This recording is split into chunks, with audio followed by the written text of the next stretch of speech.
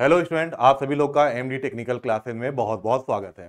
Student, RRB JE 2024 के result आ चुके हैं। तो जो स्टूडेंट इस जेई एग्जाम को क्रैक कर चुके हैं, जो सफलता पा चुके हैं, उनको मेरी तरफ से बहुत बहुत शुभकामनाएं। स्टूडेंट, आपने दो स्टेज सीबीटी 1 और सीबीटी 2 को तो क्लियर कर लिया है, पर जो तीसरा इंपॉर्टेंट स्टेज है वो है आपका डीवी मींस डॉक्यूमेंट वेरिफिकेशन। अब ध्यान समझिएगा मेरी बात। बहुत से स्टूडेंट को ऐसा लगता है कि यार मैंने सीबीटी 1 सीबीटी 2 क्लियर तो कर लिया है, अब अगर डॉक्यूमेंट वेरिफिकेशन होना है तो इसमें कौन सी बड़ी बात है, जो भी हमारे पास डॉक्यूमेंट्स हैं हम सब उसको शो कर देंगे, आराम से हम डीबी प्रोसेस से गुजर जाएंगे, क्लियर कर लेंगे। पर मैं आपको सही बात बताऊं तो बहुत से ऐसे स्टूडेंट ऐसे भी होते हैं जिनके साथ क्या होता है भाई, जब वो डीवी में जाते हैं तो हो सकता है उनसे कोई ना कोई मिस्टेक हो गई हो, कोई सर्टिफिकेट उनके पास ना हो मौके पे, कोई वो मार्कशीट या सर्टिफिकेट उनके पास नहीं रहता है, तो ऐसे केस में उनको बाहर होना पड़ता है। तो कृपया करके आप इस सारे पॉइंट को ध्यान सुनिएगा। मैं भी आपका बिल्कुल टाइम ज़्यादा नहीं लूंगा। और जो इंपॉर्टेंट चीज़ है, जो कि सभी जोन के लिए लगभग लगभग सेम है, क्योंकि आप सभी को पता है कि रेलवे जेई के एग्जाम जोन वाइज होते हैं, तो जो डीवी की डेट होगी वो भी अलग अलग जोन की अलग अलग डेट होंगी, ठीक है ना। उनकी टाइमिंग अलग अलग हो सकती है और उनका प्लेस भी अलग अलग हो सकता है, पर जो रिक्वायर्ड डॉक्यूमेंट्स हैं वो आपके पास लगभग लगभग सभी जोन के सेम ही होंगे, ठीक है ना। तो हम जल्दी से देखते हैं पॉइंट वाइज भाई कि हमें किन किन डॉक्यूमेंट की जरूरत पड़ती है। अब देखिए यहाँ पर जो थर्ड पॉइंट है, candidates are advise to bring all their required documents at the time of document verification, ठीक है ना, एज मेंशन बिलो। तो यहां पर कुछ पॉइंट दिए हैं, इन्हीं को अगर हम समझ लेंगे तो हमारा बहुत काम हो सकता है। ध्यान सुनिएगा। पहला क्या कह रहा है भाई, पहला पॉइंट, ओरिजिनल सर्टिफिकेट आपके पास होना चाहिए। ओरिजिनल सर्टिफिकेट का मतलब आपके हाई स्कूल, इंटर, डिप्लोमा या बीटेक, इन सबके सर्टिफिकेट जितने भी हैं, इन सबकी मार्कशीट भी जितनी है, इनकी ओरिजिनल आपके पास कॉपी होनी चाहिए, पहली चीज।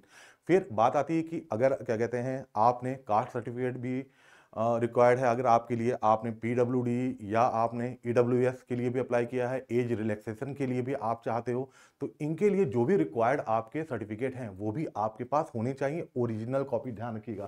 साथ ही साथ आपके पास बेटा जो डीवी के लिए जो ई कॉल लेटर जाएगा वो भी आपके पास होना चाहिए, और इन सभी ओरिजिनल सर्टिफिकेट और मार्कशीट के आपके पास दो दो सेट, है ना, दो दो सेट आपके पास फोटो कॉपीज भी होनी चाहिए A4 साइज पेपर में। तो मेरी बात ये समझ गए होंगे आप लोग। बात करते हैं सेकंड पॉइंट की। तो आपके पास करेंट पासपोर्ट साइज आपके पास फोटोग्राफ होनी चाहिए, कितनी, 3।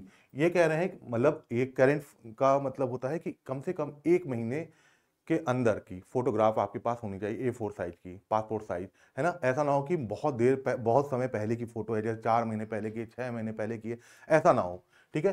फिर देखिए उन्होंने ये भी कहा है कि आपके पास भाई 3 current stamp size passport size photograph होनी चाहिए, यानी कि मोटा मोटा हम कहें तो आप बेटा लोग 6, कम से कम 6 आपके पास फोटो होनी चाहिए, ठीक है, आपके करेंट की। और याद रखिएगा फोर्थ पॉइंट क्या कह रहा है, ध्यान सुनिएगा। Candidates must also bring a copy of the same color passport photograph which was uploaded in their online application during dB and medical examination. जो भी आपने बेटा क्या कहते हैं जब ये फॉर्म को फिलअप कर रहे थे, ठीक है ना, तो उस वक्त जो भी क्या कहते हैं आप डीबी और एमई के लिए जो भी आप एप्लीकेशन फॉर्म को फिलअप कर रहे थे, उस वक्त जो भी आपने फोटो अपलोड की होगी, ठीक है, वो आपके पास जरूर होना चाहिए, ठीक। अच्छा, फिर आपके पास जो बेटा सीबीटी 1 और सीबीटी 2 के जो आपके पास ई कॉल लेटर गए थे वो भी आपके पास होने चाहिए। फिर आधार कार्ड के दोनों तरफ के, मतलब आधार कार्ड के फ्रंट का और बैक का भी आपके पास फोटोकॉपी होनी चाहिए, ठीक है ना। और याद रखिएगा जो मेडिकल एग्जामिनेशन होगा उसकी फीस सिर्फ कितनी है, 24 रुपए ही है, बस 24 रुपए, है ना, मेडिकल एग्जामिनेशन की। अगर मान लीजिए कोई और चीज जैसे कुछ जैसे नहीं होता, अल्ट्रासाउंड मान लीजिए कराना पड़ गया या किसी और टाइप के अदर टेस्टिंग के लिए, तो उसका हो सकता है कुछ प्राइस आपसे लिया जाएगा, अदरवाइज आपका 24 रुपए से ज्यादा नहीं होगा। अब जो ये पॉइंट है यानी कि सेवेंथ पॉइंट, ये थोड़ा सा ध्यान दीजिएगा।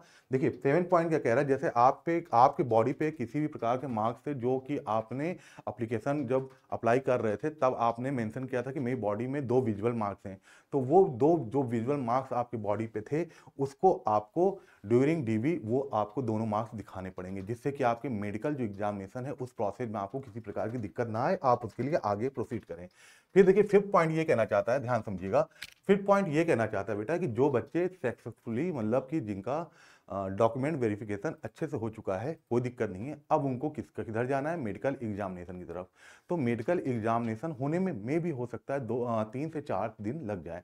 इसका मतलब जब भी आप डॉक्यूमेंट वेरिफिकेशन और मेडिकल एग्जाम के लिए निकलिए घर से, जिस भी आप सिटी में आरआरबी सिटी में जाएंगे तो ध्यान रखना है कि कम से कम 3 से 4 दिन लग सकते हैं, ठीक है ना। तो उसी माइंडसेट से आप जाइएगा कि जरूरी नहीं कि पहले दिन सब हो जाए, डीबी भी हो जाए, मेडिकल भी हो जाए, हो सकता है कुछ टाइम लग जाए, कुछ 2-3 दिन भी लग सकते हैं।